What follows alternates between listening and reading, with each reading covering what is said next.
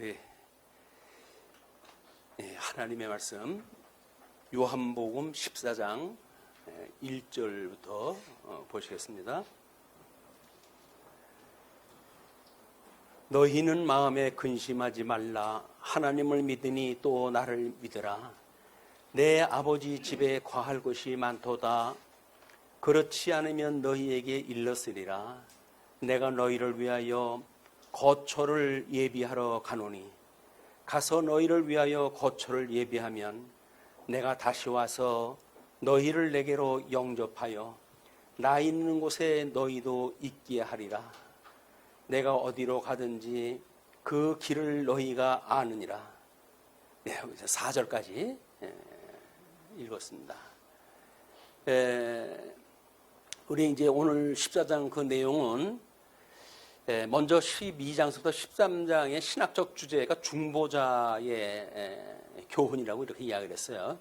교훈으로 이제 증거하시는 그 예수님이라고 한다면 14장서부터 16장까지는 보혜사라고 하는 주제를 가지고 우리 그리스도 예수 그리스도에 대한 영광을 선포하는 내용이기도 합니다. 그래서 그리스도는 인간을 위해 탄원해주며 하나님을 향해 그들을 대리하는 대언자이다. 그래서 우리는 보혜사라고 그러면 성령님만 생각을 하는데 원래 그리스도가 보혜사이신 거예요. 그렇기 때문에 그 그리스도는 인간을 위해 가지고 탄원해주고 하나님을 향해 그들을 대리하는 대언자다. 이렇게 이야기를 하잖아요. 우리 대속자가 되어져 가지고 우리의 모든 죄를 고백을 갖다 하게 하시고 그래서 우리의 죄를 대신 지신 그리스도를 믿는 그런 믿음에 이르게 하는 일을 이제 그리스도가 하시기 때문에 보혜사로서 그리스도의 직분은 히브리서에서 주장한 우리 대제사장의 직분과 일치한다고 이렇게 되어져 있어요. 다음에 이제 확인하다 하기로 하고 그거를 우리 대요리 문답 57번에 보게 되면 그리스도께서 그의 중보로 무슨 유익을 획득하셨는가 라고 하는 그런 질문에 답을 이렇게 합니다. 그리스도께서 그의 중보로 구속과 은혜의 계약에 포함된 모든 다른 혜택을 획득하셨다. 예수님이 십자가를 지고 돌아가셨고 부활하셨다고 해서 중보자 역할을 다 하셨다고 그러는데 그걸로 주님께서 얻은 그런 그 혜택이 뭡니까? 라고 하는 질문이에요. 마땅히 우리가 그런 질문을 가지고 있어야죠. 주님이 나를 위해서 돌아가셨다고 이야기를 하는데 그래서 그분이 어떤 혜택을 얻었길래 내가 죄를 용서함을 받았는가? 라고 하는 마땅한 질문임에도 불구하고 그렇게 직접적으로 사실은 질문하는 성경 구절들이 없거든요. 그래서 우리가 성경을 다 공부할 때까지 한 번도 그런 내용이 나오지 않을 수도 있어요. 그래서 우리 믿음의 선배들은 그런 그 질문에 대하여 그렇게 이야기를 한 겁니다. 그래서 만일 누가 죄를 범하여도 아버지 앞에서 우리에게 대언자가 있으니 곧 의로우신 예수 그리스도다. 그래서 우리 예수 그리스도가 우리의 대언자고 대속자고 그래서 우리 위로자가 되어신단 말이에요. 사망 권세 아래에서 도저히 자유를 못 누리고 살던 성도들을 우리 주님께서 이렇게 위로를 해주시는 분으로 이 땅에 오셨다는 거예요, 이제. 그래서 그런 사역을 다 하셨기 때문에, 우리 표준교리 대요리문답에서는 보혜사에 대해서 아래와 같이 가르치고 있습니다. 그러니까 예수님의 중보자의 사역을 다 끝나면, 이제 승천하셔가지고 하나님 보좌 우편에 계실 거란 말이에요. 그러면 주님은 하늘로 가 계시고, 이 땅에는 여전히 또 우리는 고아처럼 내버리고 두십니까? 라고 하는 질문이 마땅히 있게 되겠죠. 그거에 대해서 이 대요리문답 58문에 우리가 어떻게 그리스도께서 획득하신 혜택의 참여자가 되어지는가. 예수님은 죽었다가 부활하심으로 그런 혜택을 갖다 얻으셨다고 그러는데 그럼 우리는 그 혜택을 어떻게 얻을 수가 있습니까? 그 이야기 아니에요. 예수님을 믿으면 구원을 받는다고 그러는데 예수님하고 우리하고 무슨 상관이 있길래 어떻게 우리가 그 혜택의 참여자가 됩니까? 라고 하는 이야기예요. 거기에서 우리가 그리스도께서 획득하신 혜택의 참여자가 되는 길은 그것을 우리에게 적용하는 것이다 이렇게 이야기를 해요. 그래서 우리는 성경을 강론하실 때마다 목사님들이 말씀에 적용 문제를 늘 이야기하고 합니다. 그런데 이 적용이 성경에서 이야기하고 있는 이 뒤에 나오는 문장과 상관없이 우리들이 무엇인가 적용을 해야 된다고 강조를 하는 거예요. 그래서 원수까지도 사랑하다 만약에 이렇게 이야기가 됐다고 한다면 원수까지도 사랑하라고 그러지 않더냐. 그러니까 너희도 사랑을 해라. 이렇게 해가지고 우리 보고 사랑을 하라는 이야기거든요. 그런데 우리 그 대요리 문답에서는 이렇게 이야기를 합니다. 이는 특별히 성령 하나님의 사역이다. 우리들이 하는 것이 아니라 성령 하나님이 하시는 일이다 그 이야기예요. 그걸 우리가 믿는 것이에요. 그걸 우리가 예수를 그리스도로 믿는다는 이야기는 내가 무엇을 행해가지고 믿는 게 아니잖아요. 그냥 예수님이 이렇게 했다는 사실을 성령 하나님이 인쳐주심으로 해가지고 우리는 그걸 고백을 하는 거예요. 그래서 우리가 믿음으로 살라고 하는 그런 그 이야기는 어떻게 보게 되면 무엇인가를 행해야 된다고 하는 조건을 자꾸 생각하게 되어지는데 그것이 소위 조건 언약에 익숙해졌던 사람들의 특징이에요. 조건은 이게 우리가 뭐 하나님의 말씀을 잘못 믿으면 너는 이제 죽고 또 순종하면 복을 받을 거야 라고 했던 구약적 말씀에 익숙해져 있기 때문에 우리는 우리 예수님 앞에서 뭘 행해야 된다고 생각이 들어요. 예수님을 믿으면 당장 뭘 해야 되는 거예요. 그래서 심지어 온몸에 상처라도 입혀야 내가 예수님 앞에 뭔가를 행한다고는 증표가 되지. 도대체 뭘 가지고 내가 믿겠다고 그랬느냐. 뭐 성경에서도 그러잖아요. 행위가 없는 믿음은 죽은 거라고 이야기를 하는데 우리가 뭔가를 뭘 결단해서 보여줘야 될 거 아니냐. 그걸 소위 적용이라고 이야기를 하시는 거예요. 근데 그렇지 않습니다. 그 적용이라고 하는 그 이야기는 성령 하나님의 사역이에요. 자, 그럼 이제 본문을 통해 가지고 더 확실하게 확인을 해 나가기로 하시고, 자, 그런 그 이유에 대한 걸 이렇게 이야기를 해요. 성부 하나님의 예정과 성자 하나님의 대속, 그리고 성령 하나님의 인치심이라는 삼위일체 하나님의 섭리 사역인 것이다. 우리 인간을 창조하시고 그리고 인간으로 하여금 에덴 동산에 이끌어 들이셨다가 거기서 행여냐으로 인해 가지고 모든 인종으로 하여금 죄 아래 가두시는 일로부터 또 중보자인 예수님을 보내 가지고 우리를 죄로부터 구속하시는 일들, 그리고 성령 하나님으로 인쳐 주셔 가지고 우리가 구원받은 백성이라고 하는 사실을 깨달아 알고 믿어 고백하는 삶을 살게 하시는, 이것이 삼위일체 하나님이 하시는 일이란 말이에요. 다 성경은 하나님에 대한 책이에요. 인간에 대한 이 책이 아닌 거예요. 그러니까 우리는 성경을 보면 뭘 알아야 돼요? 하나님이 이렇게 영광스러운 분이로군요 라고 그분을 찬양을 해야 되는데, 짓불도 아무것도 할 수 없는 인간들이 뭘 한다고 자기가 했다고 자랑을 삼고 이렇게 신앙생활을 하다가 보니까 그게 우리가 이 예수 그리스도를 믿는 믿음에 있는 것이 아니라 마치 우리 행위를 이렇게 드러내서 그걸로 믿는 믿음이라고 오해를 하고 있는 겁니다. 그걸 믿음이 아니에요. 자기 자랑을 일삼는 거예요. 자기 영광을 드러내는 일이에요. 하나님 제일 싫어하는 것이 인간이 자기 영광을 드러내는 일이거든요. 내가 이렇게 했어. 내가 교회에서 무슨 일을 갖다 했는지 알아? 이렇게 말하게 되면 그러면 이제 교회에서 봉사하지 않는 사람들은 어떻게 될까요? 넌 교회에 몸만 왔다 갔다 했지 뭐 하는 일이냐? 라고 이제 할 거거든요. 그래서 우위를 점하게 되어지고 기득권을 논하게 되어지고, 그래가지고 그렇지 않은 사람들을 마치 자기 아랫사람들처럼 다스리게 되어지는 이런 웃지 못할 일들이 벌어지는 거예요. 이것도 과거에 율법 아래 우리가 살던, 죄 아래 살던 속성대로 그게 나오는 거예요, 그게. 그래서 우리는 생명을 가졌다고 한다면 작은 믿음이든 큰 믿음이든 똑같은 거예요, 그게. 왜? 그리스도의 생명인데, 하나님께서 부여하신 생명인데 크고 작은 게 어디 있어요?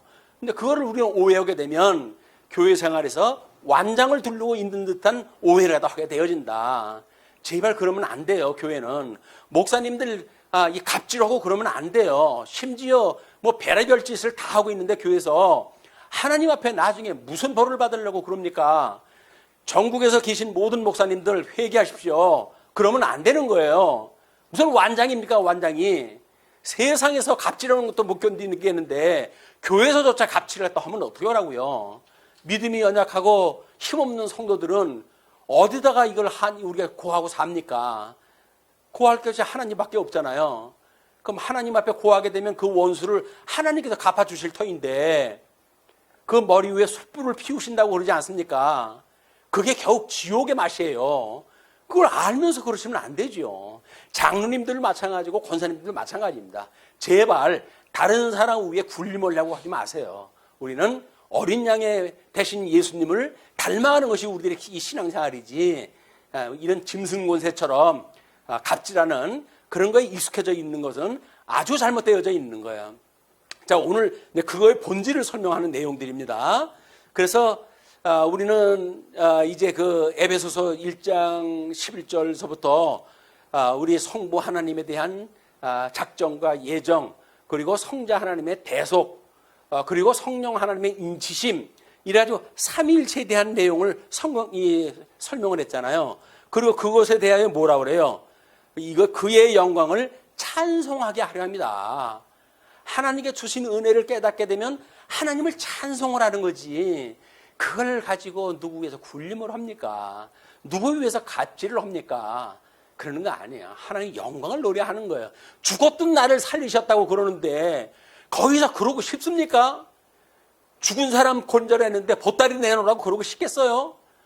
그것이 예수님을 잘못 믿는 세속적인 믿음에 우리가 오염되어져 있기 때문에 그런 거기 때문에, 특별히 오늘 강론을 통해 가지고는 성령 충만함을 받으셔가지고 그런 오해가 없었으면 좋겠어요.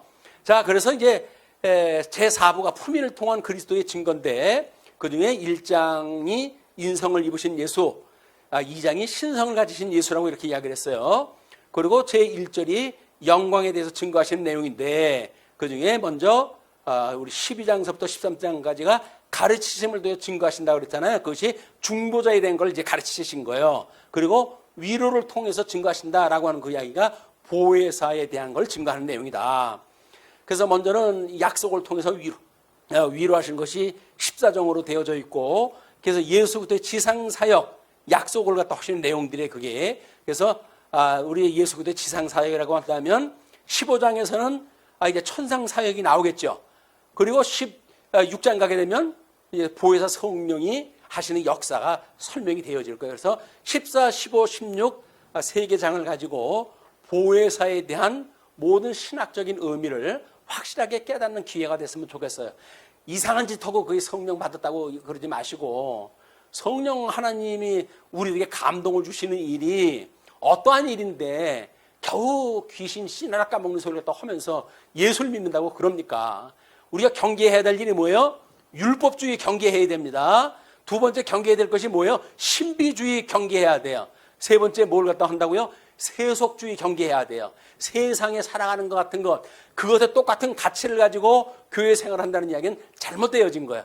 그리고 뭐 예수 믿는 게 뭔지 잘 모르겠다 라고 이야기했다 해가지고 신비주의에 빠져버리게 되면 이상한 말이나 하고, 그리고 기도를 갖다 이상한 기도를 갖다 만들어가지고 성도들의 삶을 왜곡시키고 그렇게 하는데, 그건 나중에 하나님 앞에 혼나요. 그러시면 안 돼요. 신비주의 경계해야 됩니다. 세속주의 경계해야 됩니다. 율법주의 경계해야 되는 거예요. 우리 이 보수주의가 가장 경계해야 될 것이 그 세 가지인 거예요. 자, 그러면 이제 약속을 통해서 위로하시는 내용으로 해가지고 네 문단으로 나뉘어져 있어요. 그래서 첫 번째 보혜사이신 예수님이 성령님에 대해 가르치신 요점을 쭉 정리를 했다 하게 되면 이렇게 되어 있어요. 성령님은 또 다른 보혜사이다. 그러니까 예수님이 보혜사인데 성령님은 또 다른 보혜사이다. 성령님은 영원토록 우리와 함께 있을 것이다. 또 성령님은 진리의 영이다. 성령님은 세상이 받을 수 없는 영이다. 성령님은 우리가 준비될 때까지 기다리신다. 성령님은 우리를 보호하시며 승리로 이끄신다. 성령님은 성부와 성자의 말씀에 귀를 기울이시고 들은 것을 말씀하신다. 성령님은 우리에게 장래일을 알리신다. 성령님은 예수의 것을 받아 전하신다. 성령님은 예수님의 영광을 나타내신다. 이것이 보혜사 성령님이 하시는 사역들이에요. 그걸 뭐 여러 성경에서 여러 모습으로 이제 설명이 되어져 있기 때문에 이렇게 간단하게 정리를 하면 그렇다는 이야기예요. 그래서 14장은 첫 번째 보혜사이신 예수 그리스도께서 다른 보혜사에 대해 약속하신 내용이다. 즉 그리스도께서 획득하신 혜택에 성령 하나님께서는 성도로 하여금 참여자가 되게 하신다. 그래서 중보자와 보혜사의 연결이 되어지는 거예요. 우리 이야기라고 하는 건 뭐라 그랬어요? 이 스토리텔링이라고 그러지 않았어요. 하나님의 말씀은 어떤 이야기가 되어서 진리적인 우리가 이렇게 전개가 가능해야 힘이 되어지는 건데 그걸 아주 난도질을 갖다 해가지고 성경 한 절을 가지고 이 얘기 저 얘기 하게 되면 힘이 우리가 잃게 되어지는 겁니다. 그래서 우리가 이 14, 15, 16장도 12, 13장에 연결되어지는 같은 논리선상에서 이해를 하시는 것이 필요한데 그것이 바로 이제 이 그리스도께서 획득하신 혜택에 성령 하나님께서는 성도로 하여금 참여자게 되게 하신다. 그런 그 이야기예요. 소위 적용이란 말은 성령 하나님의 사역으로서 은혜의 방편이다. 은혜의 방편이에요.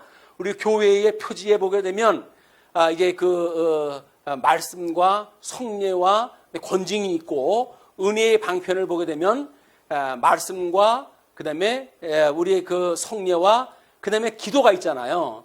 이것이 하나님 주신 은혜이기 때문에 그러는 거예요. 은혜는 그 세 가지 외에는 은혜를 구할 방법이 없어요.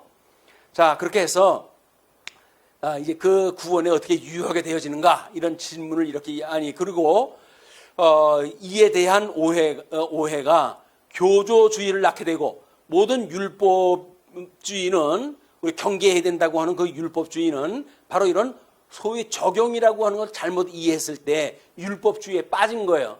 이렇게 하라고 그랬어요. 그렇기 때문에 제가 이렇게 살아요. 라고 하는 그런 그 일들은 소위 율법주의에 빠지는 거예요. 교조주의에 빠지는 거예요.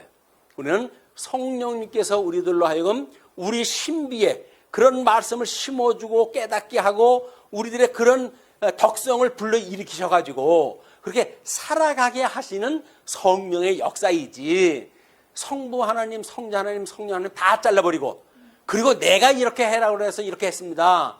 성경을 오늘 묵상했더니 이렇게 하라고 그럽디다. 그래서 제가 오늘 하루를 말씀을 붙들고 이렇게 살았어요. 라고 하는 그런 그 이야기도 잘못되어지기 쉬운 이야기예요. 우리가 말씀을 묵상한다는 의미가 뭔지 그거는 철저하게 삼위일체 하나님을 인정하는 일이에요. 그래서 성령 하나님이 감동을 주어가지고 오늘날 내가 예수님을 그리스도로 믿고 또 이렇게 예수도 그리스도로 함께 기뻐하고 그리고 그분으로 말미암는 뜻을 구하는 신앙생활을 다 하게 하시고 우리 주님께서 그렇게 하신다고 믿는 거예요. 그분이 나의 머리가 되시고 나는 그의 몸이 되어져 가지고 내가 지금 온전히 되어져 가고 있는 것은 내가 아니란 말이에요.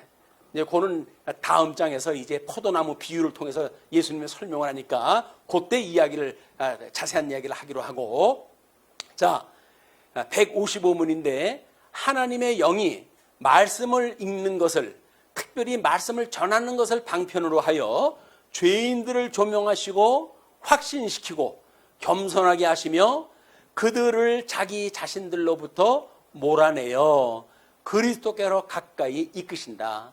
자기로부터 몰아낸다는 이야기는 뭐예요? 자기를 부정하게 하시고 자기를 워낙 자랑하는 걸 좋아하니까 이 타락한 인간들은 예수님을 믿는다고 그러면서도 자기 자랑하기를 좋아하는 거예요. 그럴 때 그거를 우리를 자기 몸부터 쫓아내버려요. 자기를 부정하게 하신단 말이에요. 그리고 예수께로 가까이 이끄신다. 또 그들로 하여금 그의 형상을 본받게 하시며 우리는 예수님의 형상이 우리의 머리 되시는 분이니까 그분의 형상을 본받게 하시고 그의 뜻에 복종케 하시며 그들을 강건케 하셔서 시험과 부패에 빠지지 않게 하시고 은혜로 저희를 세우시고 구원에 이르는 믿음을 통하여 그들의 마음을 거룩함과 위로로 굳게 세우시는 것이다. 하나님의 은혜로 성령의 감동으로 이렇게 이 성령의 사역이 말씀을 듣게 하시고 말씀을 전하게 하시고 하는 말씀을 통해 가지고 이런 이야기를 하신다는 거예요. 물론 말씀과 성례와 우리가 기도라고 이야기를 했잖아요. 기도라고 하는 것도 이 말씀을 알아야 그걸 뜻을 구할 거 아니겠어요. 그러니까 그 기도가 필요한 거예요. 성례는 뭡니까? 그게 바로 십자가의 도 안에 압축되어진 거. 그러니까 그걸로 해가지고 우리는 우리 예수 구약 성경에 어떻게 그들이 성례를 갖다가 드리게 되어졌고 이 할례를 받고 그리고 유월절을 지켰는지 구약 성경 전체가 약속했던 그 십자가의 도를 신약 성경에 와가지고 예수 그리스도의 세례 사건과 그리고 예수 그리스도로 말미암는 그 유월절 사건으로 말미암는 세례, 우리 개인이 받는 세례라고 하는 것과 유월절 지킨다고 하는 성찬을 통해 가지고 이 일을 기억나게 하신단 말이에요. 끊임없이. 그게 은혜인 거예요. 은혜. 그게 무슨 효율적인 것이 되어져 가지고 부적같이 그렇게 아주 되어지는 게 아니에요. 성령이 끊임없이 감동을 주어 가지고 기억을 나게 하신단 말이에요. 우리가 그동안 배웠던 거, 말씀에 대해서 또는 성례에 대해서 또는 기도에 대해서 이것이 우리들에게 깨달음을 주기 때문에 그렇게 하나님이 인도해 가신다 그 이야기예요. 자, 그래서 오늘 약속을 통해서 위로하신 14장의 내용인데 예수 그리스도의 지상사역에 대한 이야기라고 이렇게 이야기를 했어요. 자, 우리 아까도 이야기를 했지만 예수께서 획득하신 혜택, 그것은 곧 우리가 적용이라고 하는 문제인데 성령 하나님의 사역이다. 이걸 늘 염두에 두셨으면 좋겠어요. 그리고 네 가지, 길이요 진리요 생명이신 예수, 보혜사인 성령을 약속하는 것, 말씀의 순종이 내적 임재임을 교육하는 내용, 또 평안인 성령의 선물로 약속한다고 하는 네 가지 주제로 해가지고 설명을 갖다 드리겠습니다. 먼저 14장 1절로 14절까지는 요한이 예수께서 길이요 진리요 생명이심을 통해 보혜사이심을 밝히는 내용이다. 이는 히브리서의 대제사장의 사역을 통해서 알 수 있다. 그래서 우리 히브리서 7장 25절 말씀을 소개해드렸어요. 그러므로 자기를 힘입어 하나님께 나아가는 자들은 온전히 구원하실 수 있으니 이는 그가 항상 살아 계셔서 그들을 위하여 간구하심이라. 우리 예수님이 하시는 이야기예요. 이러한 대제사장은 우리에게 합당하니 거룩하고 악이 없고 더러움이 없고 죄인에게서 떠나 계시고 하늘보다 높이 되시니라. 그는 저 대제사장들이 먼저 자기 죄를 위하여 다음에 백성의 죄를 위하여 날마다 제사 드리는 것과 같이 할 필요가 없으니 이는 그가 단번에 자기 일을 드려 이루셨음이라. 그래서 대제사장 되시는 예수 그리스도의 사역이야말로 바로 이렇게 그 은혜의 혜택을 받으신 것이고 그 혜택을 우리들에게 참여자가 되어져 가지고 형상을 닮아가게 하신다는 이야기죠. 그리스도는 인간을 위해서 탄원해주고 우리 아까 읽은 대로 그를 대리하는 대언자다. 이거 염두에 두세요. 뭐 구속자라고 하는 이야기는 늘 우리가 알고 있지만 다음에 이제 그 내용 중에 14장 1절부터 4절까지 우리가 읽었는데 너희 마음에 근심하지 말라. 하나님을 믿으니 또 나를 믿으라. 이렇게 이야기하잖아요. 자, 우리는 이방인이에요. 이방인은 하나님을 믿었습니까? 안 믿었습니까? 안 믿었어요. 그래서 선교사들이 와가지고 누굴 믿으라고 그랬어요? 예수님을 믿으라고 전해준 거예요. 그런데 유대인들은 뭘 믿었어요? 조상 내내 하나님을 믿었거든요. 근데 자기네들이 믿고 있던 하나님하고 다른 사람이 와가지고 자기가 하나님이라고 그러는 거예요. 그리고 하나님께로 당신이 다시 가시겠다는 이야기예요. 6월절 어린 양으로 이제 죽고 가신다고 하니까. 그래서 제자들이 지금 근심 걱정하는 거 아닙니까? 아니, 우리를 두고 가시면 우리는 어떡하라고요? 모처럼 뭐 이제 다윗의 왕국 같은 그런 왕국을 누리고 사는가 했더니 주님 가시면 안 돼요. 그래가지고 안달복달이 이제 난 거예요. 그런데 예수님께서 너희는 마음에 근심하지 마라. 하나님을 믿으니 또 나를 믿으라고 이야기를 하는 거예요. 사실은 더 어려운 믿음이죠, 이게. 하나님은 뭐 조상 대대 믿었으니까 의심할 것이 없이 믿어요. 근데 그러니까는 나를 믿으라? 그게 말이 됩니까? 구약 성경을 제대로 배웠으면 모르겠으나 얼치기로 배웠기 때문에 율법주의적으로 사상으로 배웠잖아요. 그렇기 때문에 삼위일체 하나님의 개념이 없는 거예요. 유대인들은 지금도 삼위일체 개념이 없습니다. 그러므로 유대인들이 믿는 하나님을 우리들이 믿는 하나님으로 오해를 하면 안 돼요. 왜? 우리는 삼위일체 하나님을 믿지 그들처럼 단순한 유일론적 신을 믿는 게 아니다. 그렇게 해가지고 우리가 잘못 믿게 되면 마치 근본주의자들의 믿음처럼 나는 하나님을 믿어요.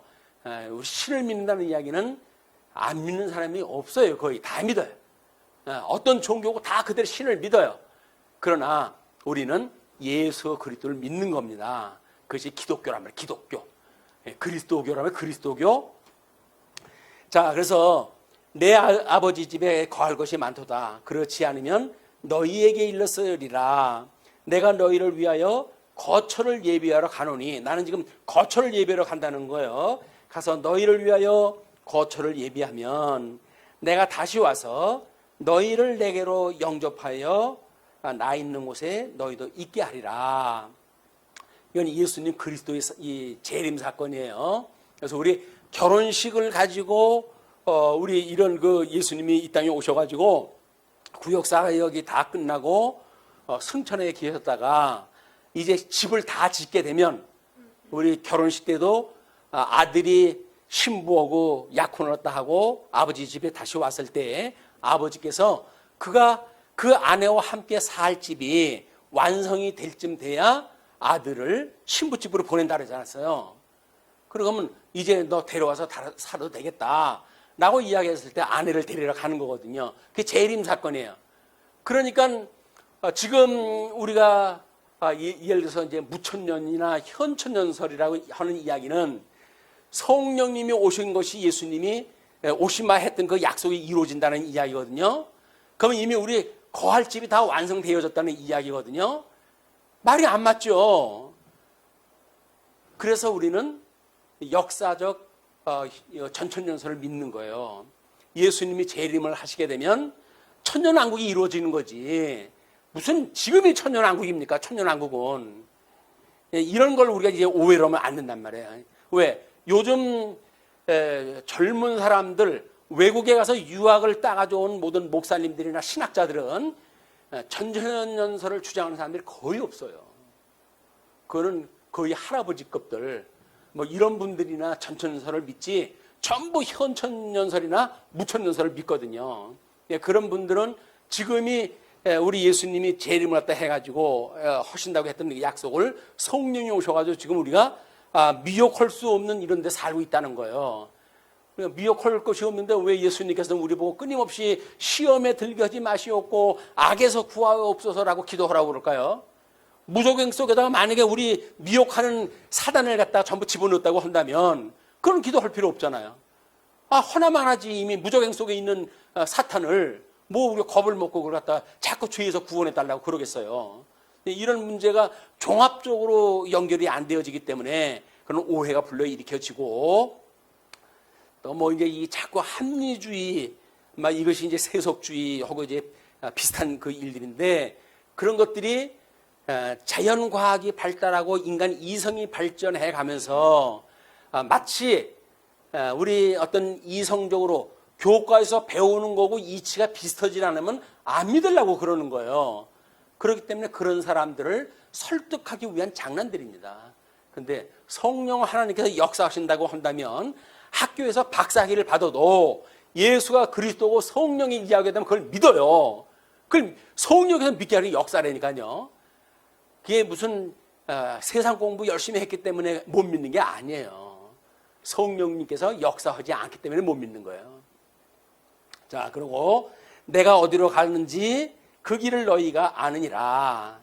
그러면서 도마가 이르되 주여 주께서 어디로 가시는지 우리가 알지 못하거늘 안다고 그러니까 알지 못하거늘 그 길을 어찌 알겠사옵나이까. 예수께서 이르시되 내가 곧 길이요 진리요 생명이니 나로 말미암지 않고는 아버지께로 올 자가 없느니라.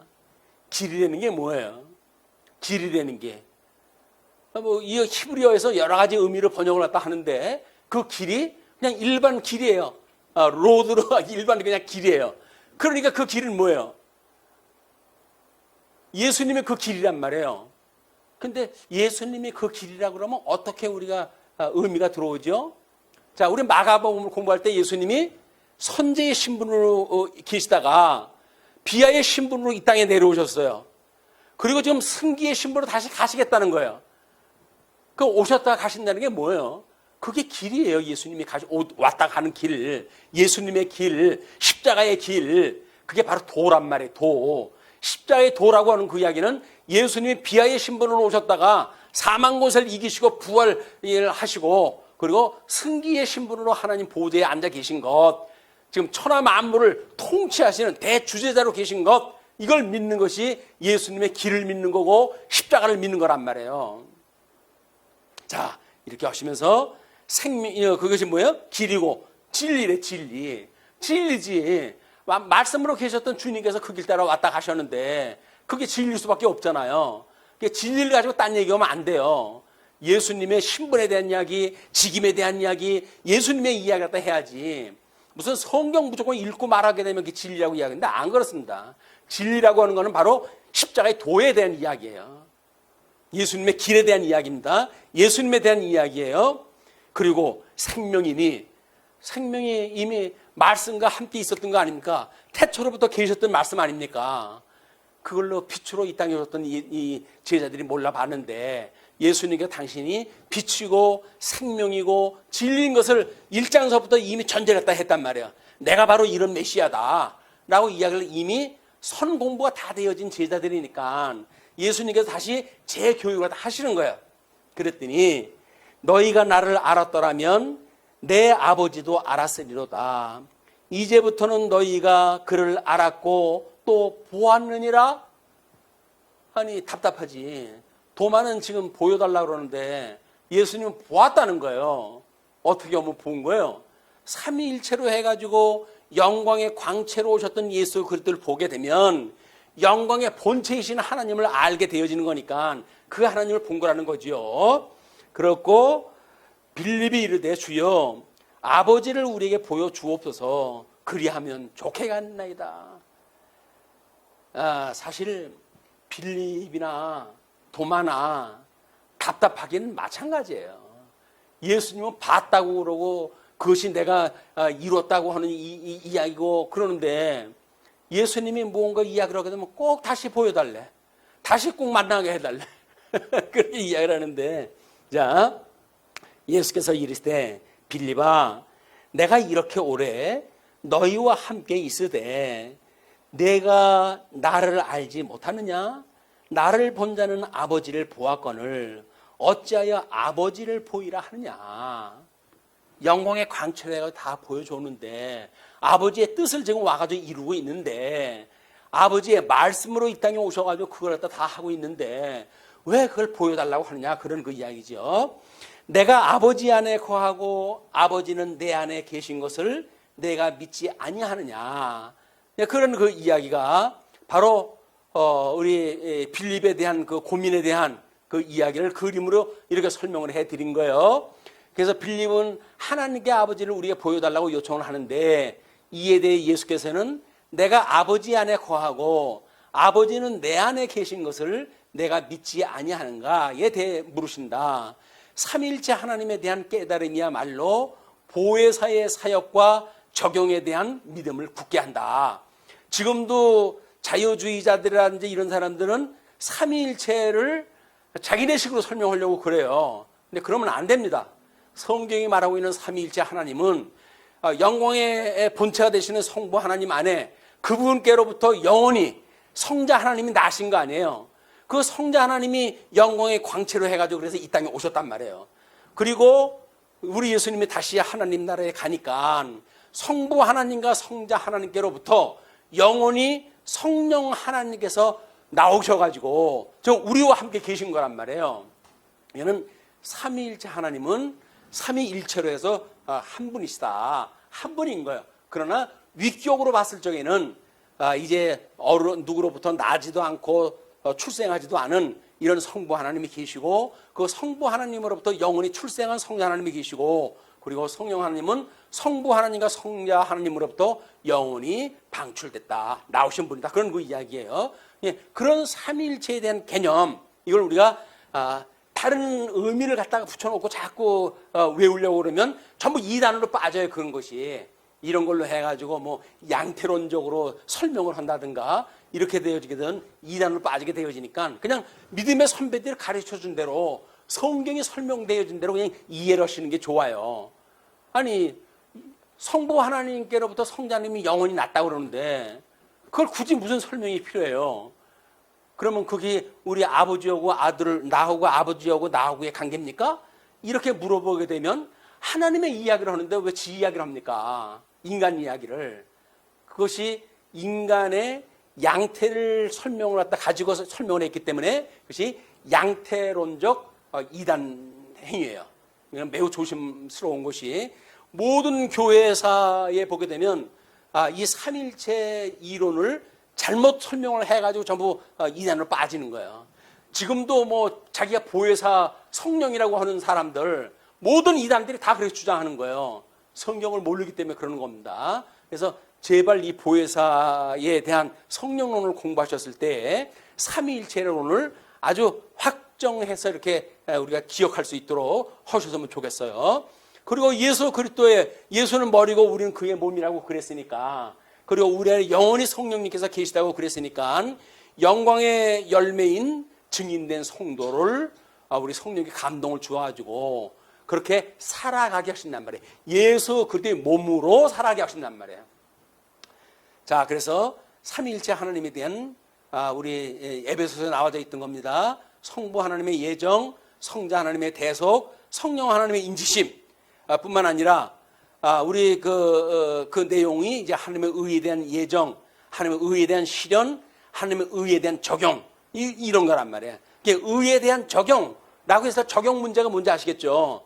그 적용을 내가 의라고 그러는데 내가 의롭다고 그러니까 내가 그냥 의로워져야지 라고 해서 의가 되어지는 게 아니에요. 성령께서 의의 열매를 맺게 하신다 그 이야기예요. 자, 그러면 우리가 입법과 행법과 사법으로 구분했다 했는데 모든 법이라고 하는 것은 하나님이 법을 세우신 거예요. 그걸 우리가 도덕법이라고 이야기를 하고 창세기 1장 27절로 28절 복과 나라를 주신다고 했을 때 모든 구체적인 여기에 기독교적인 도덕법이 포함되어 있는 거다. 넷째 날 태양을 만들었을 때 자연법이 생긴 거예요. 태양이 작동하도록 하나님의 법을 다 만드신 거라니까요. 다섯째 날 짐승을 만드실 때 하나님께서 그 생물의 생존법에 대한 걸 하나님께 다 만드신 거네, 법을. 그걸 후대에 생물학적이니 뭐니 해가지고 연구를 했다 해서 만들어진 거지만 이 만들어질 때는 창세기 1장 창조사를 했을 때 모든 법칙이 다 만들어진 거다. 그 법칙을 따라 살아가야 돼요. 이제 살아가야 되는 것이 아니라 살아가도록 되어져 있는 거예요. 그거를 예수님이 그대로 행하셨다. 자, 그래서 우리 하나님의 보좌와 선제의 신분으로부터 오시는 길과 가시는 길에 대한 것을 십자의 도다 이렇게 이제 설명을 하는 거예요. 다음에 이제 14장에서 그 15절부터 17절까지 내용은 다른 보혜사인 성령을 약속하신 내용이에요. 구약에서는 새 언약을 주심으로 계시된 내용이기도 합니다. 예수 그리스도의 지상 사역을 통한 모든 언약은 천상 사역을 통해 온전히 이루시는데 이를 지상에서 성령께서 감동케 하시고 믿음으로 살아가게 하신다. 우리 과거에 하나님이 하게 하신다고 했던 표현, 이것이 얼마나 주권적인 그런 그 의미가 담겨져 있는 올바른 표현인지 몰라요. 그런데 하나님이 하게 하신다고 하는데 하게라고 하는 주관자는 계시는데 하는 주체가 빠져버려 있기 때문에 우리의 삶이 거기서 배제되어졌기 때문에 문제가 만들어지는 거지. 하게 하신다고 하는 말은 아주 정확한 이야기예요.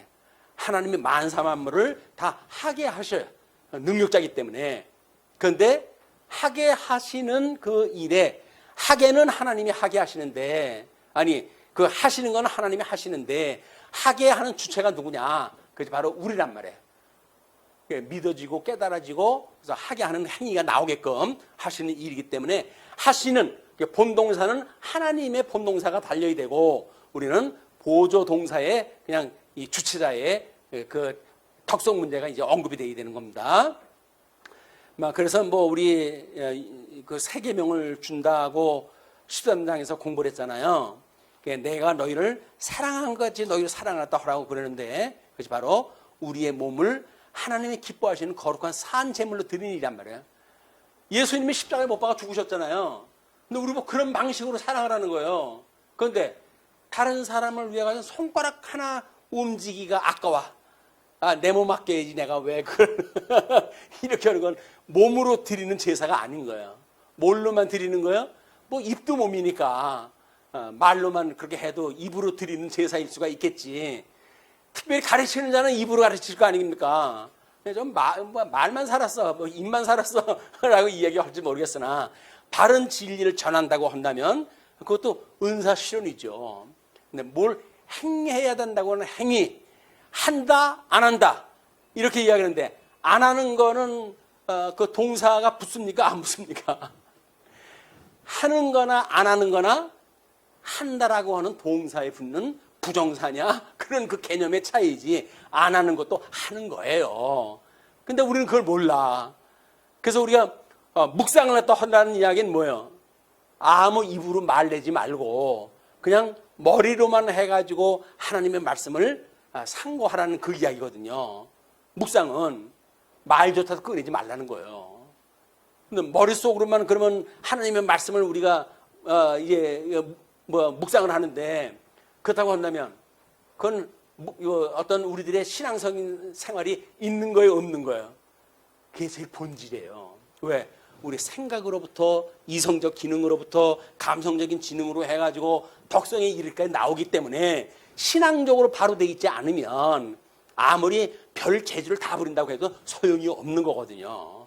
우리 하나님 앞에 복 있는 자는 어떻게 사신다고요? 그냥 율법을 주야로 묵상하는 자래요. 묵상하는 자. 그냥 주야로 묵상하는 거예요. 그래서 하나님의 뜻이 무엇인가를 분별하고 하나님께서 이런 환경을 주신 이유가 뭐고 하나님의 선하신 뜻이 무엇이고 그런 거 생각하고 그냥 살아가는 거예요. 묵상을 하면서. 그것이 뭐 꼭 성경 구절 뭐라고 그랬으니까 이렇게 해야 돼 라고 하는 유치한 장난이 아니라니까요. 성령께서 말씀을 기억나게 하시고 감동을 주시게 되면 우리들의 있는 이성 활동이 감정 활동이나 덕성 활동으로 해가지고 전 인격적으로 이 역사하신다. 그것이 바로 적용이라는 이치예요. 자, 그래서 여기에 이제 이렇게 성경 구절이 다음에 15절로 17절의 이야기인데 보혜사이신 성령을 약속하시는 내용이라고 이야기를 했죠.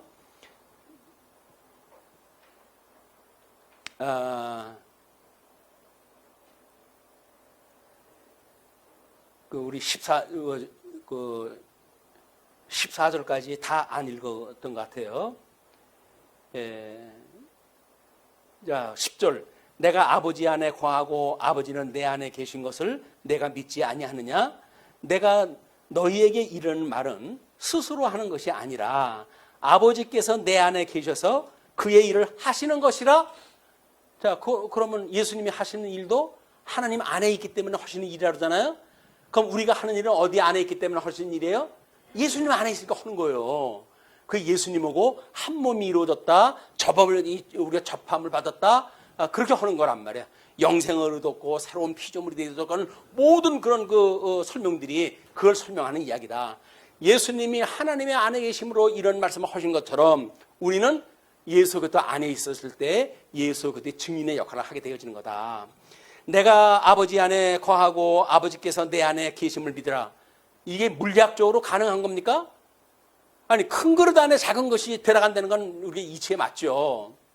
그런데 아버지 안에 만약에 내가 있다고 한다면 아버지께서 내 안에 계심이고 그리고 아버지는 내 안에 계시고 나는 또 어디에 있어요? 아버지 안에 계시고 그릇이 크고 작은 그릇이 피차 들어갈 수 있는 개념이 물리적인 개념으로 설명하는 게 아니에요. 이게 아니라고 하는 그 이야기는 초월적 우리의 생명에 대한 이치를 말하기 때문에 되는 이야기지. 그걸 겨우 물리학적 그런 아이디어를 가지고 말도 안 돼. 이렇게 말하는 사람은 정말 말도 안 되는 거예요. 자, 내가 진실로 진실로 너에게 이르노니 나를 믿는 자는 내가 하는 일도 그도 할 것이요. 우리가 예수님이 하시는 일을 갖다 우리가 혼내는 거예요. 또 나를 믿는 자는 내가 하는 일을 그도 할 것이요 또한 그보다 큰 일도 하리니 이는 내가 아버지께로 감이라. 그러니까 뭐예요? 아버지께로 가는데 그걸 왜 한다는 거예요? 천상 사역을 할 거니까. 그냥. 우리는 서신서를 보게 되면 전부 명령문으로 돼 있어요. 그 제자들한테 보낸 편지니까 전부 명령문 아니에요. 다 하라 하지 마라 그런 이야기들이에요. 그런데 그걸 우리가 지킨다 그러면 오해인 거예요. 성령 하나님이 복음서에서 언약한 대로 천상 사역을 이루시고 계시기 때문에 우리 주님이 이루시니까 허라는 거예요. 믿어지면 허라는 거예요. 내가 천상에서 그 일을 이룰 테니까 그 일이 믿어지면 하라는 거예요. 믿지 않는 거 억지로 한다고 씌워부리지 말고 믿어지면 하라는 거예요. 예, 너희가 내 이름으로 무엇을 구하든지 내가 행하리니 이는 아버지로 하여금 아들로 말미암아 영광을 받으시게 하려 함이라. 그냥 그걸 행하게 하신다는 이야기가 기도를 하시게 되면 그 기도를 들어주신다는 이야기죠. 내 이름으로 무엇이든지 내게 구하면 내가 행하리라. 무엇이든지라는 이야기는 뭐예요? 아버지의 뜻, 예수 그리스도께서 복음서 언약했던 내용, 그걸 구하게 되면 들어주시겠다는 이야기죠. 그러면서 이제 15절부터 이야기해요. 이제 그 보혜사이신 성령을 약속하시는 이야기인데, 너희가 나를 사랑하면 나의 계명을 지키리라.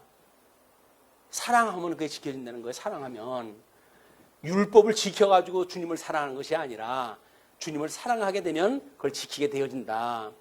내가 아버지께 구하겠으니 그가 또 다른 보혜사를 너희에게 주사 영원토록 너희와 함께 있게 하리니 그는 진리의 영이라 세상은 능히 그를 받지 못하나니 이는 그를 보지도 못하고 알지도 못함이라. 그러나 너희는 그를 아나니 그는 너희와 함께 거하심이요 또 너희 속에 계시겠습니다. 우리는 성령의 인침을 받은 사람들이에요. 우리 성령님을 알아요. 성령님을 안다고 그러면서 이상한 짓 하면 안 되죠. 성령님을 아는 건 성령님은 하나님이신데 하나님을 마치 무슨 귀신 그런 그 짓하는 거를 예를 들어가지고 설명하고 그러면 안 되죠. 고도의 신격을 가지고 계신 성령 하나님에 대한 신격 모독이다. 우리 성령 하나님이 이상하게 자꾸 설명하게 되면 신격 모독인 거예요. 예수님이 이 땅에 오신 그분을 이상하게 설명을 하면 우리가 신격이 모독이 되듯이 우리는 신격 모독에 이루어지게 되어지는 거다. 그래서 15장에 그런 그 이야기가 우리 주님께서 이제 너희들한테 이 보혜사 성령을 있게 하시게 되면 진리의 영이니까 예수님은 뭐라고 그랬어요? 당시 진리라고 그랬잖아요. 그 진리를 깨닫게 하시는 분이 성령이고 진리의 영이란 말이에요. 진리의 영이 너희오고 능히 세상은 받지 못한다. 그래서 이상한 소리 하면서 성령 받았다는 건 전부 귀신 들린 사람들이에요. 귀신의 영을 받은 사람들이에요. 그냥 예수 이야기하면 무조건 기독교 이야기하면 다 성령의 무슨 충만함을 받았다 그러는데 안 그렇습니다. 지금 사도 운동을 또 한다든지 이런 사람들 전부 잘못된 영 받은 사람들이에요. 무슨 사도인데 이 시대에 사도라고 하는 거는 이미 우리 초대교회 때 성경 기록하기 전에 그런 그 이야기지 성경의 1.1이고 더하거나 감할 수 없어요. 그래서 이 과거에 그 성경 기록되어져 있던 거를 흉내낼 수가 없는 거예요. 근데 그걸 흉내내면 뭐예요? 그게 사기꾼이지. 그것이 바로 잘못되어진 영을 받은 사람들이다. 그래가지고 왜 자기가 죽은 사람을 살리고 싶어가지고 안달해요. 죽은 영을 갖다 살리는데 신경을 써야지. 육체적으로 죽은 사람을 자기가 왜 살리려고 애를 써가지고 그러고 능력을 보여줘가지고 폼잡겠다는 이야기 아닙니까? 자기를 높이겠다는 이야기고 그 앞에 사람들이 얼마나 껌쩍 죽어요. 요한계시록에도 나오죠. 그렇게 허튼 짓 하는 거짓 사도들이. 자, 그러니까 우리 그 보혜사 성령 하나님을 세상은 알지 못하고 너희는 그를 아나니 그는 너희와 함께 거하심이요 또 너희 속에 계시겠습니다. 우리 안에 누가 계시다고요? 성령님이 계셔요. 네. 그 성령님이 계신데 우리가 예수님도 우리 안에 계시다고 그랬잖아요. 그러면 예수님은 안 계시고 성령님만 계시는 건가요? 예수님은 안 계시고 성령님만 계시는 건가요? 삼위일체론을 제대로 이해를 못하게 되면 말이 꼬이는 거예요. 아니 하나님 보좌 우편에 계시다면요, 거기에 섭리 사역을 갖다 하셨을 때 천상 사역이라고 하는 그 부분을 설명할 적에는 그 표현이 맞아요. 그런데 생명이라고 하는 이론을 이야기할 적에는 예수님의 생명인데 우리가 그 안에 있으니까 생명을 얻은 거지. 그러니까 그거를 달리 표현한 것을 모순이라고 여기는 사람들은 일관적 논리를 모르기 때문에 나타나는 현상이다. 똑같은 이야기예요. 예수님 안에 있는 거나 성령 안에 있는 거나 똑같은 이야기다. 왜? 삼위일체 하나님이 다 일체이기 때문에 그러는 겁니다. 자, 그렇게 해서 특별히 우리 예레미야서에서 이제 소개된 31장 31절부터 34절까지의 내용은 바벨론 유수 이후 회복 사역을 통해 성령의 사역을 알려주신다. 여기에 참여해야 되는 자가 남은 자이다. 이는 신약 성경의 이기는 자에 대한 예표이다. 예레미야 31장 7절 이 남은 자, 또는 요한계시록 21장 6절 이기는 자, 이런 그 이야기가 있는데, 예레미야 31장 31절의 이야기가 그거예요. 여호와의 말씀이니라. 보라, 날이 이르리니 내가 이스라엘 집과 유다 집에 새 언약을 맺으리라. 그 이야기예요. 예수님의 새 계명을 주신다고 그랬잖아요. 그러니까 새 계명을 받는 거나 구약성경에서 새로운 언약을 주는 거나 똑같은 이야기란 말이에요. 그래서 이 언약은 내가 그들의 조상들의 손을 잡고 애굽 땅에서 인도하여 내던 날에 맺은 것과 같지 아니할 것은, 내가 그들의 남편이 되었어도 그들이 내 언약을 깨뜨렸음이라. 여호와의 말씀이나 그러나 그날 후에 내가 이스라엘 집과 맺을 언약은 이러하니, 곧 내가 나의 법을 그들의 속에 두며 그들의 마음에 기록하여 나는 그들의 하나님이 되고 그들은 내 백성이 될 것이라. 여호와의 말씀이니라. 그들이 다시는 각기 이웃과 형제를 가리켜 이르기를 너는 여호와를 알라 하지 아니하리니, 이는 작은 자로부터 큰 자까지 다 나를 알기 때문이라. 그게 새롭게 그런 그 율법을 가지고 이 종속적 관계를 만들지 말라 그 이야기예요. 그래서 내가 그들의 악행을 사하고 다시는 그의 죄를 기억하지 아니하리라. 여호와의 말씀이니라. 새 언약을 주신 자들에게는 악행을 다시는 기억지 않으신대요. 그런데 뭐가 우리가 그 죄가 진 게 많아가지고 늘 고민이 있죠. 하나님 앞에 고하면 다 용서받는 걸 아는데 뭐가 그렇게 용서 안 해줄 거라고 굳게 믿고 이렇게 살아갑니까? 주님께서 우리 죄를 다 용서해 주셔요. 온전케 하시는 예수 그들 바라보고 심령의 평강을 누리고 살아가는 거예요. 아유, 내가 주님 앞에 이렇게 아무것도 안 하고 이걸 내가 믿는다고 할 수가 있어? 내가 구원받은 사람이 맞을까? 이런 거 쓸데없는 걱정하지 말라고요. 생명이 내 안에 있는데, 우리 말씀이 내 머리에 있고 우리 속에다 주님께서 그걸 심어놨는데, 말씀이 있으면 말씀이 역사를 하시겠지. 뭐가 아무것도 안 한다고 자꾸 자기를 갖다 자책으로 그렇습니까? 주님의 일, 교회의 일, 뭘 안 한다고 해서 고민할 필요가 없어요. 주님께서 내 마음에 말씀을 넣어주시는지 안 넣어주시는지가 관건이지. 하면 뭘 하고 안 하면 뭘 얼마나 안 하겠어요, 우리가. 잘나 빠지는 그런 행위를 가지고 논하지 말아라. 그렇다고 해가지고 열심히 죽도록 충성하는 사람 보고 충성하지 말라는 이야기 아니에요. 그런 믿음이 있으면 그렇게 사는 거지요. 그런 믿음도 없는데, 그런 믿음 있는 사람이 대단한 일을 한다고 해가지고 믿음도 없으면서 나도 저래야 되는데 이래가지고 허튼 생각하지 말라는 거예요. 믿음 주신 대로 살면 되는 거예요, 그냥. 주님이 저한테는 믿음을 그렇게 주시지 않아가지고 교회 나가는 것도 그렇게 힘들게 그렇게 생각을 하게 됩니다. 힘들죠. 억지로 교회 나오게 됩니까? 지금 먹고 살 문제가 지금 지쳐누고 있는데, 그럴 땐 주님 앞에 기도하는 거예요. 그러면 하나님께서 마음을 우리한테 담대함을 주시게 되면 박차고 나올 수 있는 힘도 주시겠죠. 주님 앞에 기도하는 일이 은혜 외에는 귀신을 갖다 쫓아내는 방법이 없는 거예요. 자, 그렇게 해가지고 이제 18절로 24절까지 넘어갑니다. 말씀의 순종함이 성령의 능력임을 알 수 있음을 밝힙니다. 우리는 지금 말씀의 순종이라고 하는 그 개념이 여기서 나와야 되고 성령의 능력이라고 하는 걸 알아야 돼요. 예수님을 믿는다고 하면서 말씀을 따르지 아니하면 자기 모순이다. 그 이야기는 뭐예요? 자기가 믿음이 있느냐 없느냐에 대한 문제를 행위로 해가지고 결부시키는 문제는 결국 자기 모순에 빠질 수밖에 없는 거예요.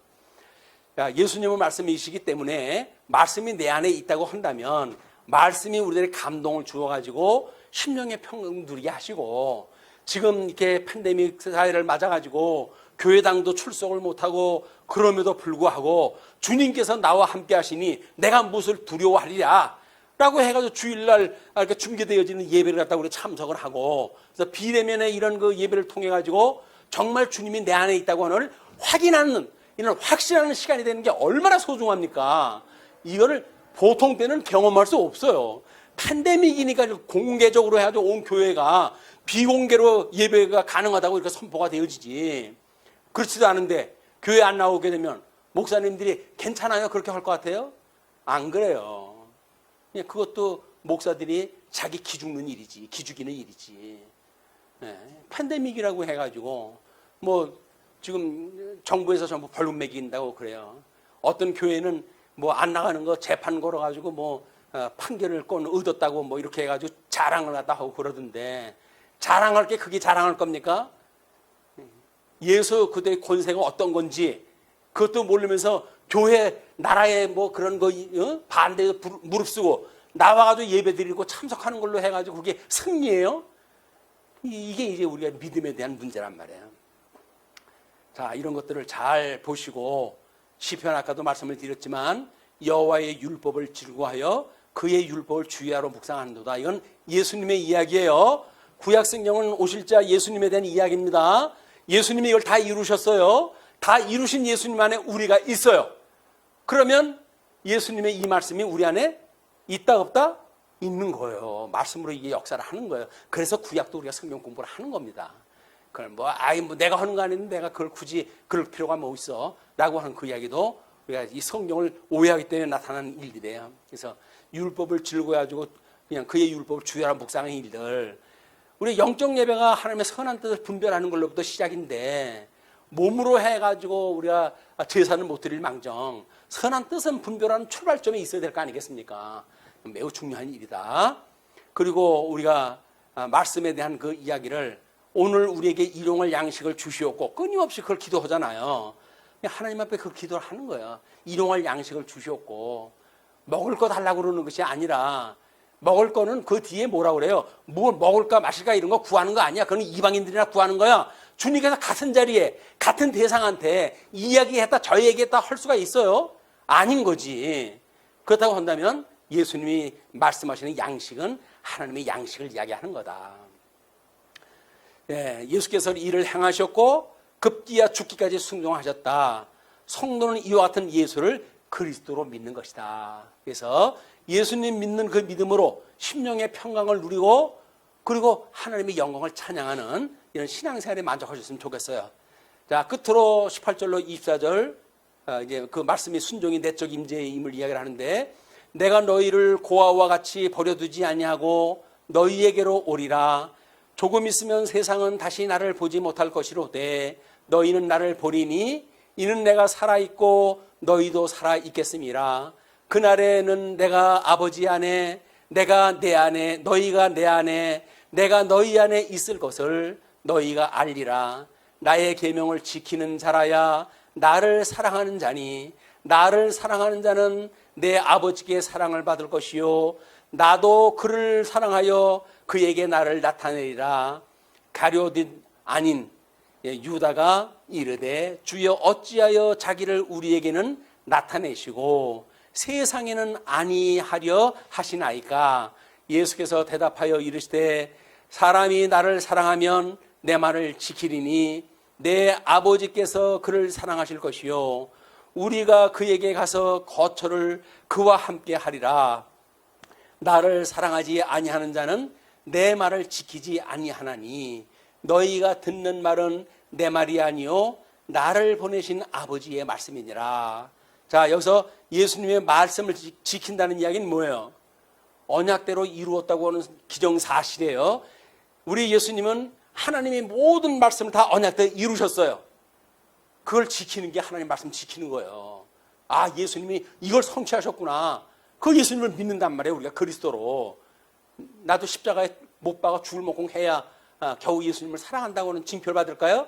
아닌 거예요. 말씀 지킨다는 이야기는 구약 성경대로 우리 예수님이 다 성취하셨다.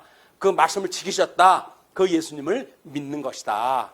그래서 그 예수님을 믿음으로 우리가 행복을 지켰으면 좋겠어요. 그래서 14장부터 16장까지 내용은 보혜사를 이해하는 데 매우 중요한 부분이고, 이에 대한 표준교리를 숙지하고 이해하여서 종교다원주의를 경계하고 근본주의, WCC 등 교회 이 통합을 위한 연합활동, 이런 미혹을 경계하는 기회가 되기를 바란다. 이렇게 이야기를 했어요. 왜냐하면 사람들은 힘이 적으면 왠지 쪽수 많은 거가 진리 같고 쪽수 적은 게 비진리 같잖아요. 나만 이렇게 믿는 거 아니야? 이게 내가 잘못 믿은 거 아니야? 그렇게 아주 우리 오해를 하는데 그렇지 않습니다. 그렇기 때문에 사람들이 뭔가 이렇게 연합활동을 갖다 하려고 하는데 끼어가지고 뭐 꼭 우리 교회만 뭐 진리야? 라고 말하는데 조심하셔야 돼요. 그렇지 않으면 굳이 이런 걸 왜 염려가 되겠습니까? 그러니까는 다른 뭐 이 강론 듣고 요즘 인터넷 가면 난리지 않습니까? 뭐 전부 잘난 사람들 나와서 강론하는데, 그런데 만약에 신자유 운동을 갖다 한다든가, 또는 뭐 우리가 이 통합교회처럼 사회 구원의 이야기를 한다든가, 이런 이야기 하는 것이 분별하는 것이 그렇게 쉽지 않습니다. 분별하기 쉽지 않아요. 다 그냥 그럴듯한 얘기를 하지 다른 이야기를 안 한다니까요. 그러니까 조심하시라는 거예요. 아니, 우리 교회에서 이렇게 잘 가르치는 내용이 있는데 열심히 공부하시면 돼요. 자꾸 입 앞잡아 해가지고 먹다가 잘못 먹어가지고 괜히 병 들고 그러지 마시고 잘 내용을 구별을 갖다 할 수가 있어야 된다. 그래서 우리 58문의 혜택에 대한 이야기, 59문의 구속자의 참여자에 대한 이야기, 그다음에 60문의 그 이야기예요. 복음을 들어본 적이 없기 때문에 예수 그리스도를 알지도 못하고 믿지도 않는 사람들이 이성의 빛을 따라서 삶으로 구원을 받을 수 있는가라고 질문을 할 때, 복음을 들어본 적이 없기 때문에 예수 그리스도를 알지도 못하고 믿지도 않는 사람들은 결코 본성의 빛이나 자기들이 믿는 종교의 계율도 부지런히 준수하며 살지 않았으므로 구원받을 수 없다. 그의 몸된 교회의 유일한 구원자이신 그리스도밖에는 그 누구에게도 구원이 없다. 그 이야기예요. WCC가 왜 중요합니까? 연합운동을 갖다 하니까 그것이 바로 우리 지금 적그리스도들이 교회를 다 해가는 거예요. 천주교를 비롯해가지고 예수님 이야기만 나오게 되면 다 그 얘기가 다 한다고 이야기를 하는데, 자유주의, 뭐 보수주의 할 것 없이 다 묶여가지고 그 얘기를 다 하는 거예요. 그러니까 제발 예수님을 믿고 하나님의 나라가 이 땅에서 이루어지기를 구해야지, 뭐가 자기가 힘이 있고 능력이 있다고 세상 바깥으로 나가지고 하나님 나라를 만들려고 합니까? 하나님 나라 만드는 건 그렇게 만드는 게 아니에요.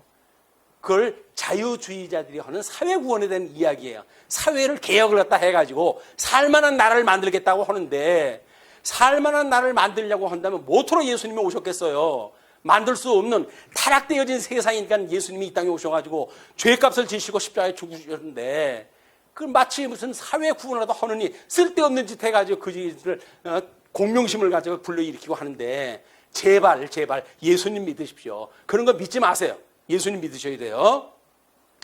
자, 그래서 뭐 이제 우리 25절로부터 내가 아직 평안인 성령의 선물의 약속이에요. 내가 아직 너희와 함께 있어서 이 말을 너희에게 하였거니와 보혜사 곧 성령 아버지께서 내 이름으로 보내실 성령, 그가 너희에게 모든 것을 가르치고 내가 너희에게 말한 모든 것을 생각나게 하리라. 생각도 내가 하는 거 아니에요. 성령님이 생각을 나게 한다니까요. 성령님이 생각나게 하게 되면 적그리스도는 생각나게 할까 안 나게 할까요? 적그리스도는 지 논리를 생각나게 하지요. 평안을 너희에게 끼치노니 곧 나의 평안을 너희에게 주노라. 내가 너희에게 주는 것은 세상이 주는 것과 같지 아니하니라. 너희는 마음에 근심하지도 말고 두려워하지도 말라. 내가 갔다가 너희에게로 온다 하는 말을 너희가 들었나니 나를 사랑하였더라면 내가 아버지께로 감을 기뻐하였으리라. 아버지는 나보다 크심이라. 아버지의 뜻대로 내가 간다고 그런다면 네가 좋아해야지. 그럴 수 없나이다. 이런 막말 같은 거 하는 거 아니야. 베드로를 지금 빗대가지고 이야기를 하시는 거예요. 이제 일이 일어나기 전에 너희에게 말하는 것은 일이 일어날 때에, 이건 뭐 나사로가 죽을 때도 마찬가지고 뭐 누가 그 어떤 큰 기적을 일으킬 때마다 주님이 이야기하시는 말씀이에요. 일어나기 전에 너희가 말한 것은 일이 일어날 때에 너희로 믿게 하려 함이라. 이후에는 내가 너희와 말을 많이 하지 아니하리니 이 세상의 임금이 오겠음이라. 이 세상의 임금이 누구예요? 그게 바로 두째 번 화, 세째 번 화를 갖다 이룰 로마 제국의 제왕들이고 그런 겁니다. 헤롯 왕의 제약이고, 이것이 소위 660이라고 하는 사망 권세를 가지고 있는 자들이에요. 그래서 이제 이후에는 내가 너희 오겠습니다. 그러나 그는 내게 관계할 것이 없으니 오직 내가 아버지를 사랑하는 것과 아버지께서 명하신 대로 행하는 것을 세상이 알게 하려 함이로라. 일어나라, 여기를 떠나자 하시니라. 예수님이 이제 십자가에 돌아가시는 일을, 사역을 갖다 이제 하시는 거예요. 우리는 1.1핵이라도 틀림없이 구약에 언약하신 대로 예수님이 오셔서 다 이루셨다. 그걸 믿는 거예요, 우리가. 말씀은 1.1핵이라도 더하거나 감할 수 없다 그러잖아요. 그걸 예수님이 완전 무교하게 이루신 거예요. 그리고 요한계시록 마지막에 뭐라 그래요? 이거를 너희들이 빼거나 감하거나 더하거나 하지 마라. 이렇게 경계를 다 하는 거예요. 그러니까 특별 계시를 통해서 계시되어진 말씀을 갖다 믿어야지. 뭐 이 땅에서 오는 직통 계시를 갖다 믿는 데는 등 쓸데없는 거 하고 큰일 나는 거예요. 오직 기록으로 되어져 있는 성경 66권에 기록되어져 있는 그 내용만 가지고 충실하게 하나님의 뜻을 분별하는 일이 중요하다. 이것이 성령 하나님이 끊임없이 우리 감동을 주시게 되면 그 말씀을 기억나게 하실 거예요. 또 그런 열매를 맺게 하실 거예요. 그리고 필요하다고 한다면 죽기까지 충성하는 그런 자리까지 가게 하실 거예요. 왜? 성령께서 역사하시는 거니까. 예수님이 하셨는데 우리라고 안 시키시겠어요? 필요한데? 필요 없을 적에는 우리가 안 시킬 수가 있죠. 그러니까는 너무 상대적으로 그런 걸 생각을 해가지고 나는 뭐야? 라는 자괴감 같은 거 버리시고, 뭐라 제일 중요한 게 심령의 평강을 누려요. 심령의 평강. 예수님 안에 있다고 한다면 우리는 안식이 회복되어진 거예요. 안식이 회복되어졌다고 한다면 우리는 심령의 안식을 누리고 있는 거니까, 가난하다고 업신여긴다고 위험한 일이 있다고 해가지고 근심하지 말고, 하나님이 우리와 함께 계셔, 성령 하나님이 여전히 우리와 함께 계셔 라는 위로의 말씀을 가지고 심령의 평강을 누리기를 기도하는 이런 지혜가 있었으면 좋겠습니다. 기도하시죠. 자비로우신 우리 하나님 아버지, 은혜를 감사하고 감사합니다.